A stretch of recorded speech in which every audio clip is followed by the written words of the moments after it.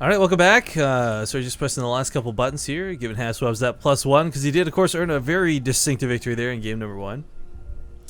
But Polar Knight is going to be map number 2 in the best of 3. This is still the winner's bracket. The loser of this series will still have a chance to qualify, guys. It's just a much harder road to take. For now, they're spawning in the lower central portion of the map. He's the blue Protoss from Mouse Sports. Give it up for Hasuobs.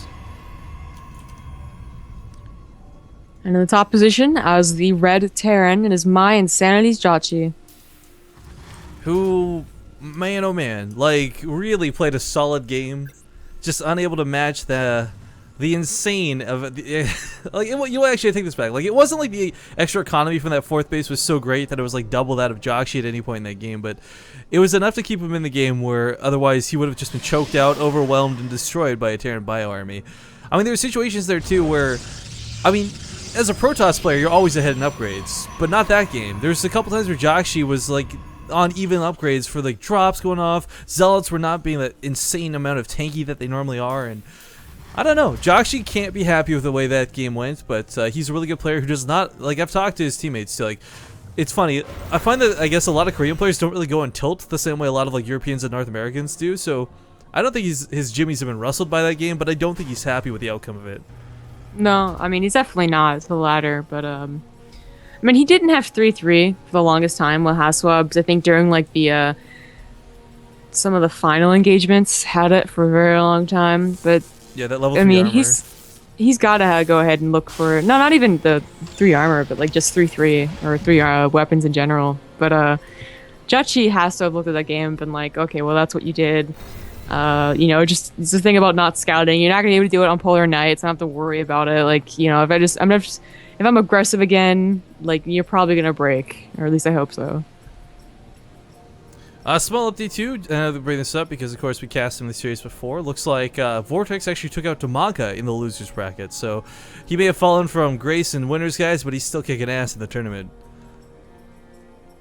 So to explain real quick too, while we're waiting for this game to get started, we got the Reaper on the way here in just a sec. Only 3 from today can qualify, so 3 players, so top 2 from the winners and 1 from the losers, I believe, is how it works out.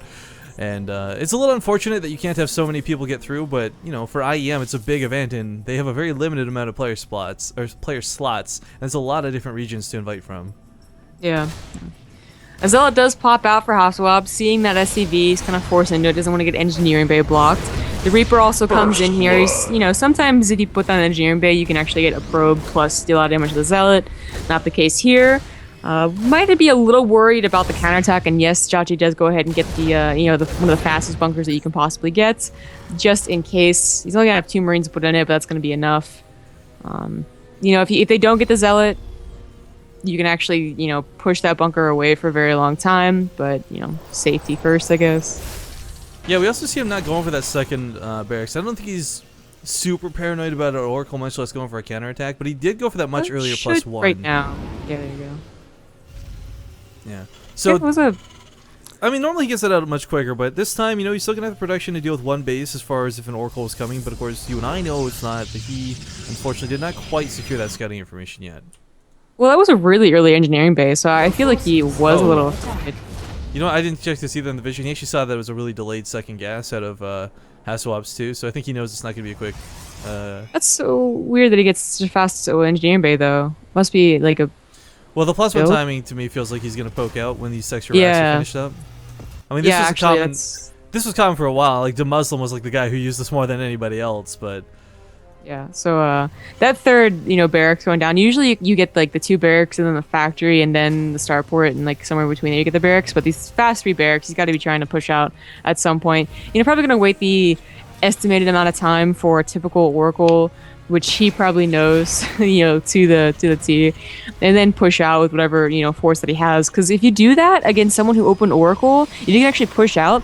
Their actual unit count is really, really low. You force both cannons, and, you know, sometimes they're even, you know, so surprised by the push that they don't control their militia corps correctly, and they lose it. And then suddenly it's an easy peasy game for the Terran. Oh my god, is this Reaper really going to escape? Pro's trying to get a tag on it. Looks like it will get out alive for...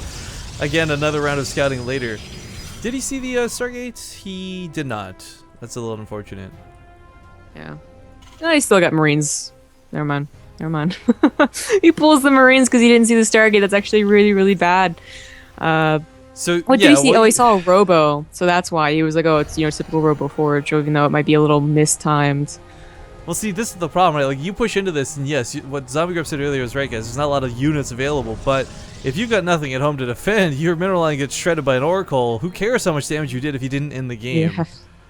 Yeah. I mean, he's cranking out Marines still, but they're not in position. Oh, the Reaper didn't scout this game, but that's a really fast Robo coming out too. So Colossus will be out in pretty due time.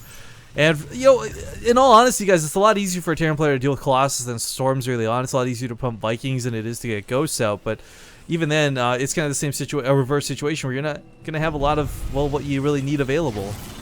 Yeah. Let's see what Jjakji does. He now, of course, sees that Oracle, not moving his army at all. I think he's just moving it somewhere. Suppose he's leaving it there. He's got a couple does have his his reinforcements, but I mean, out on the map, he says Marine just waiting there. Will he see this Oracle? Observer. Or sorry, Observer. Whoops, sorry. Yeah. I think, yeah, not a happy camper here with the way that went, but he didn't lose so much that it was really devastating. I mean, 9 workers went down. That's not fun to deal with, but mules do help plug that hole until you can actually replace them. Phoenixes and Colossus on the way. This is exactly what we saw beat him. This is what Grub used last time, and it worked fantastically well. Really kind of excited to see Hasuobs go for this. Yeah, exact same map too. Interesting to note. Yeah, so like the Phoenix Colossus opener, we talked about this last time. Like, it's not exactly the most common opener, but it's one that's known, and it does work. What the Phoenixes do, of course, is zone out a lot of the Vikings, soak a lot of the fire, and to a lesser extent, we got a small example of this towards the end of game number 1, where during that giant engagement, the Vikings spent so much time trying to fight the Phoenix, none of the Colossus died until after the bio was already wiped out. Yeah. That is a trick too. Like actually getting Colossus to go down because they will melt your Marines super fast. Phoenix is at the end, they survive, well, big deal. But Colossus survive, that is actually a big deal. The upgrades are going to be actually very good for Jjakji thanks to that super early one. Plus Hasuobs really has, you usually were used to Robo Forge. Well, he got their Robotics way before Forge, so his upgrades are actually gonna be kind of late, pretty late. Kind of interesting to see him go for this back base. It's a pretty safe base, of course, but not the most common third taken. Yeah, not for a Protoss player, but it is super useful, and there's a possibility that Jjakji thinks that he's on 2 base for longer than he is, so not necessarily a hidden base, but sort of. It is the least scouted base on this map. But okay, Colossus are out. There's 2 of them, and this Bioforce is somewhat limited on what they can do. Thermal Lance, I believe, is not...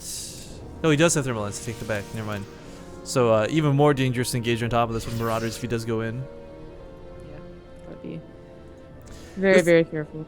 So the Phoenix are going to serve a dual purpose here, too. Not only will they do great at helping zone out the Vikings, but of course they'll pick off any sort of medevacs. If Jjakji goes for a drop, Phoenixes are quick enough to be on top of them, and again, it's kind of like that Mutalisk effect, where they don't destroy a medevac, but medevacs will never outrun the Phoenix anytime soon. Well, Oracle gets back in here, but doesn't do too much more damage. Actually gets 2 SCVs that were in the completely wrong place. Vikings are out, though, and we'll take care of it. He's going to need more Vikings. He wants to take on Phoenix and Colossus, though. His army really can't do anything with all these Phoenixes here. He's not even trying to drop. Yeah, that is the problem with the Viking, too. Like, it's just as a unit itself, it hits really hard, but it hits so slow, so trying to take on multiple targets is not the easiest thing to do. Yeah, and the overkill is really extreme for a Viking. They'll one-shot a Phoenix, but with 15 Vikings on the same Phoenix. Like it's like watching 19 roaches kill a Marine, like just completely unnecessary. Yeah, exactly. Speaking of a Marine, snipes off the Oracle quite nice there on the left side of the map. Scouts out this 3rd base, so now he knows his opponent is on 3 behind his own behind the base. Yeah, very pretty important that he scouted that. Although eventually he would have, honestly. I mean, you're only on 2 base for so long, and after last game, he's got to be a little paranoid about that. Upgrades are going to go down for the Vikings, by the way. This I've actually seen people try and do double armory, believe it or not, when this against Phoenix Colossus, but it's such a gas investment. I just like the one. It does work out in the end though, because I mean Vikings, they already are pretty robust, and Phoenixes hit pretty darn low against units that have armor on them. But I was gonna say real quick though on that point, because we brought it up a couple times now. We pretty much jumped from game 1 to game 2. Jjakji didn't have time to actually go over a replay or anything like that to know that there was in fact a hidden base that game. He may have known just to intuition towards the end, but picks off 1 Phoenix for now. Small victory, but It's a start. It's a start. You could camp the production, I guess, technically. Although with the cannon there, maybe not. But of course, doesn't choose to. Gonna wait a little while longer. Not really gonna try and force his way in here. But that's, that's too bad because usually if you can't force a way into a Protoss's natural, you try and deny their third. But that's not gonna happen when the third's back here. Yeah, neither are really options at the moment. He's picking off occasional Phoenixes. That's really a great thing to see for a Terran player, picking off Phoenixes, because usually you don't. They're too fast, they're too wily, like they get away. Two down already is good. It's good for Jjakji. Now he has a very, very good Viking count. What is that? 13. It's pretty nice.